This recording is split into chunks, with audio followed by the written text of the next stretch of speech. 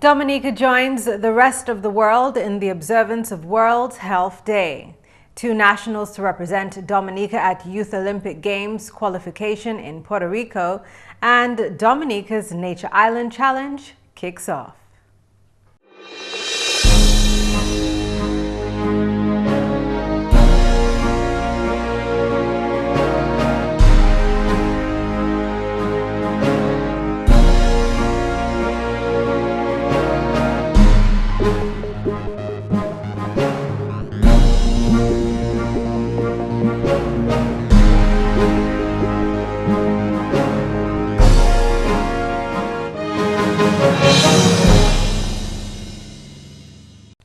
Thank you for joining us for another edition of National Focus. I'm Pearl Fontaine.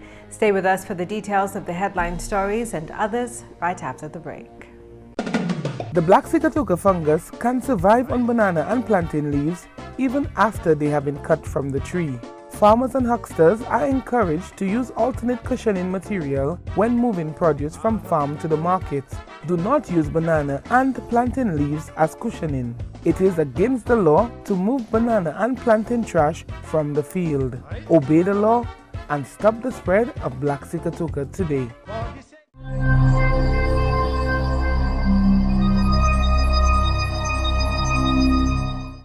Welcome back. Dominica joined the rest of the international community on Monday in the observance of World Health Day. World Health Day is celebrated on April 7 every year to mark the founding of the World Health Organization in 1948. The theme for this year's observance is Small Bites, Big Threats, which focuses on vectors and vector-borne diseases. The goal of the campaign this year is to provide better protection, for vector-borne diseases, to raise awareness and sensitivity of persons globally about vector-borne diseases, and to learn of ways in which you could mitigate against vector-borne diseases. Because we know these diseases are a major threat around the world, including Dominica and the Caribbean.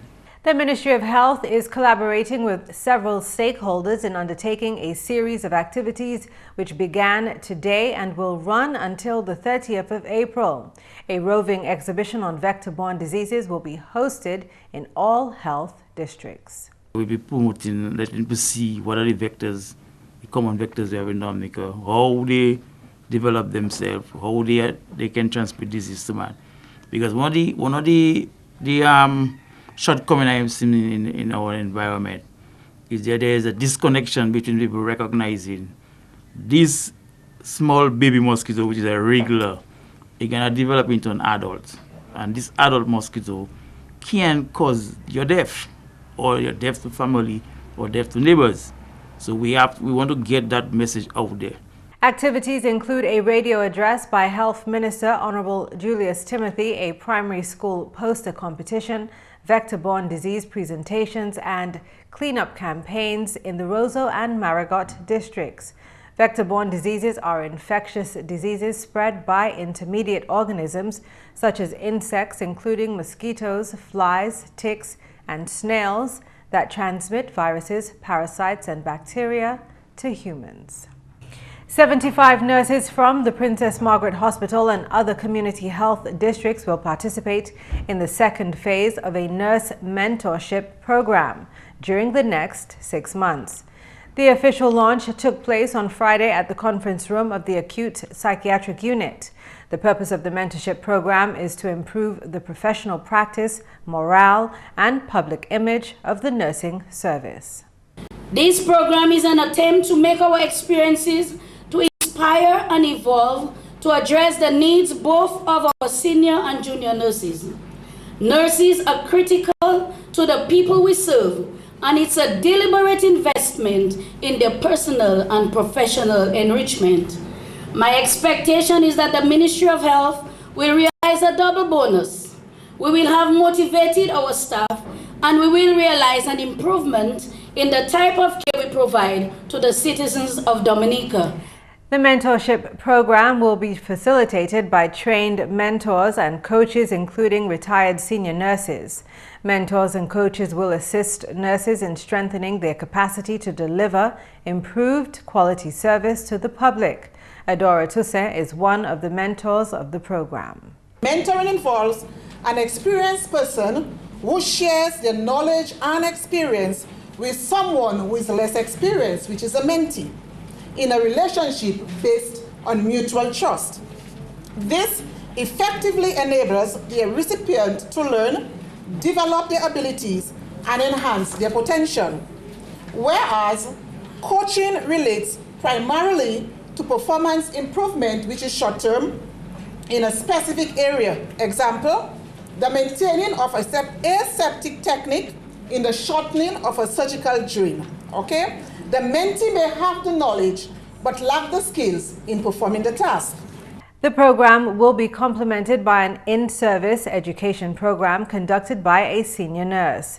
This is in keeping with the Ministry of Health's vision for greater professionalism and excellence in the nursing service.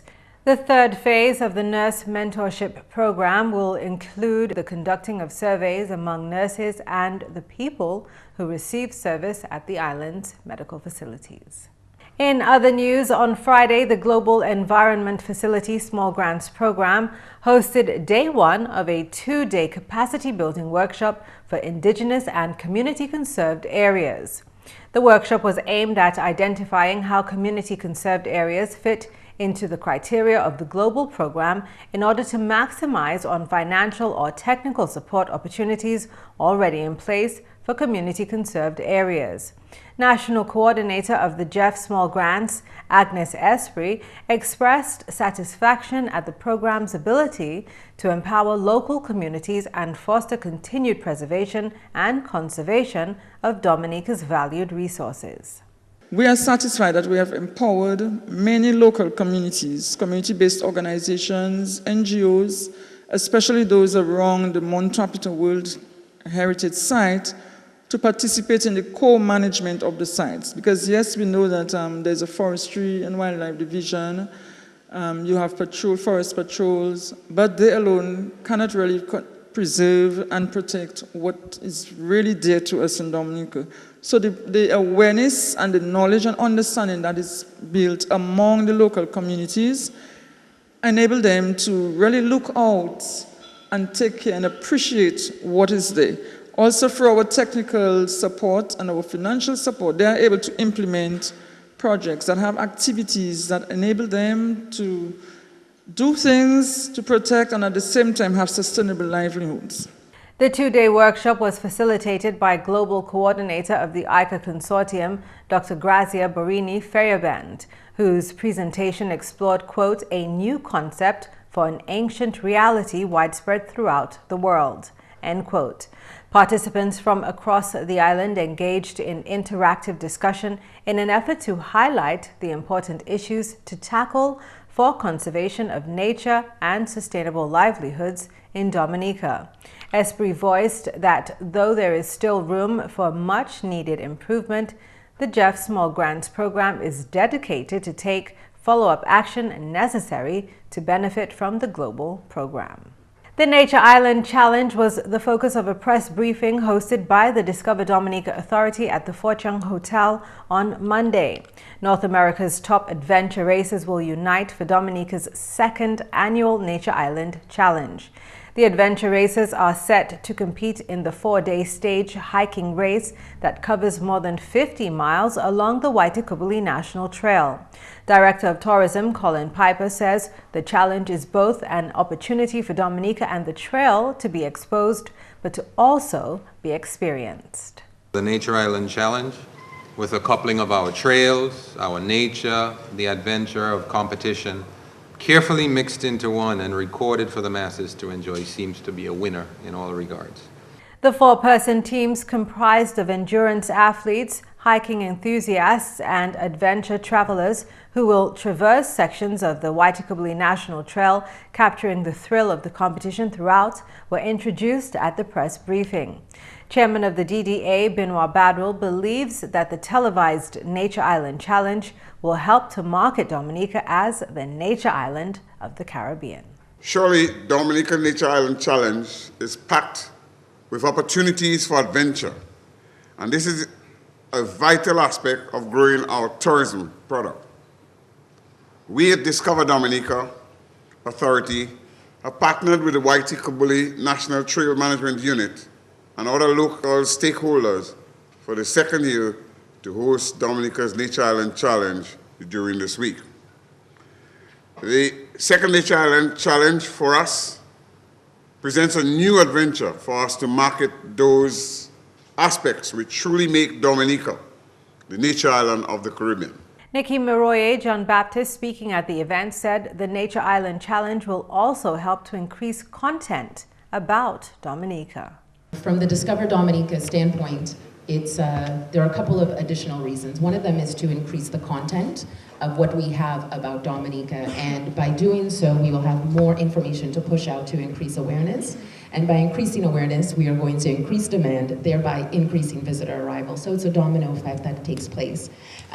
So to increase the content, we have Aura 360 that are with us, 360 Media that are with us. They've been with us from the beginning, and they've assisted us in developing it and making it into a better event. And each year this is undertaken. I can only imagine how great it's going to get each time. And they're supported locally by a local film crew of Nixon, Kurt, and Sheldon that are here that are going to be taking that on as well. Now, the distribution of the Nature Island Challenge will of course be captured by the Emmy Award-winning production firm of 360 Media, and that's important to note that they are award winners, they're Emmy winners, and they have partnered with Dominica to put on this fantastic event. They've also partnered with GoPro and World of Adventure Sports, which airs on NBC and its associated networks, and that's over 90 million television households in North America that are going to be able to view the Nature Island Challenge and by extension Dominica. The first ever World Day of Sport for Development and Peace was celebrated on April 6, 2014 in nations across the world. In 2013, the United Nations General Assembly proclaimed April 6 the International Day of Sports and Physical Activity to highlight their contribution to education, human development, healthy lifestyles, and a peaceful world. In 2002, at its 55th session, the Assembly of the World Health Organization urged member states to celebrate a Move for World Health Day each year to promote physical activity as an essential aspect of health and well-being. In recognition of that day, nations applaud all those who have made significant contributions to the development of sports and physical activities, including governments, various associations and businesses, coaches and athletes alike. And finally, this news time on Thursday, 10th, 2014, 2 nationals will leave Ireland to represent Dominica in the Nanjing Summer Youth Olympic qualifying tournament in Puerto Rico on the 14th of August, 2010. The spectacular fireworks over Singapore's Marina Bay kicked off a new chapter in Olympic history, the first ever Youth Olympic Games. The second edition of the Summer Youth Olympic Games will be held from the 16th to the 28th of August in Nanjing, China. GIS News took its cameras to the Liu Beach, where one of the young nationals was vigorously training in a private session with a few of Dominica's star volleyball athletes. Beach volleyball coordinator and coach of the youth volleyball team, Ray Robinson, provided a brief overview of what is set to take place at the qualifications. We actually qualified for that tournament by placing second in the EGVA tournament, that is a previous tournament held in St. Lucia. And we placed second, thus allowing us to take part in the final round of qualifying in Puerto Rico. The Nanjing Sports Program will feature 28 sports, including athletics, football, basketball, and beach volleyball, which will replace indoor volleyball. He said preparations for the event have been progressing satisfactorily. We started preparations in January, and we have been training very hard in Portsmouth.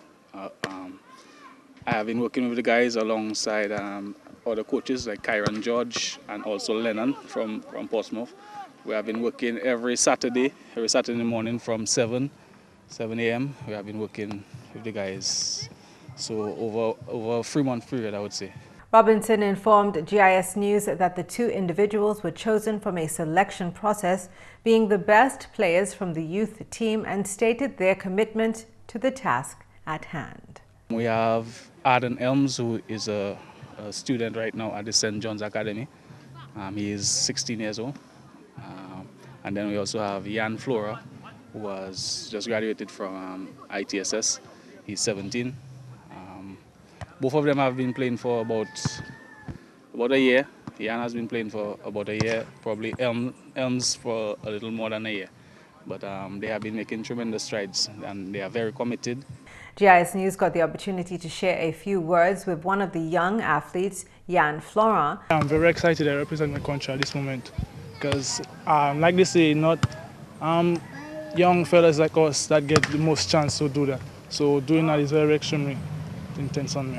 It has a big impact because most of my family members and them, they don't really get the chance to do what I'm doing. So most of them are very proud of me doing that. So it has been a big impact, and I get to meet new people that also at this. With some 3,600 athletes from more than 200 countries competing in 28 sports, the 2014 Summer Youth Olympics promises to be 2 weeks of emotions, adventures, and new experiences both on and off the field, for the athletes and spectators, as well as for the volunteers and the Olympic movement. As we come to the close of the news, an announcement for your attention. Please be advised that the CT scan services at the Princess Margaret Hospital will be suspended from Monday, April 7, 2014 for installation of the new CT scan machine. Kindly call in at the appointment desk, Medical Records Department at 266-2169 to reschedule appointments. Any inconvenience caused is deeply regretted. And that's it for the English segment of National Focus. McPherson St. Luce is next with the Creole highlights. Allô tout le monde, bienvenue à ces nouvelles en créole. Non, moi, c'est McPherson St. Luce. Premièrement, le ministre de l'Agriculture a fait pour contrôler la maladie Black Cigar Toka. Parole ça là sorti de officier quarantine, M. Ryan Ansem. Black Cigar Toka à Dominique, nous avons mis un programme en place pour nous garder comment nous manager la maladie. Le gouvernement a fait un low investment en contrôler Black Cigar Toka. Nous avons fait un petit progrès en manager Black Cigar Toka. Nous avons gardé tout en Dominique, en soleil chaud, maladie qui a venu plus bas. Ça nous laisse planter. Pour travailler avec le ministre de l'Agriculture, pour une recommandation, nous avons. En d'autres nouvelles, 75 nurses en Dominique ont participé à un programme de traitement qui commence aujourd'hui. Le ministre de la Santé a conduit le programme pour mettre le service nurse plus avancé en Dominique. Le programme qui dure 6 mois, a conduit par nurses qui bien traînés à déjà retraite. Le traitement qui fait ces nurses délivrer un meilleur service au public. Il y a une cérémonie pour commencer le programme pour place vendredi semaine passée. En d'autres nouvelles, Discover Dominic Authority a organisé Nature Island Challenge pour une autre année.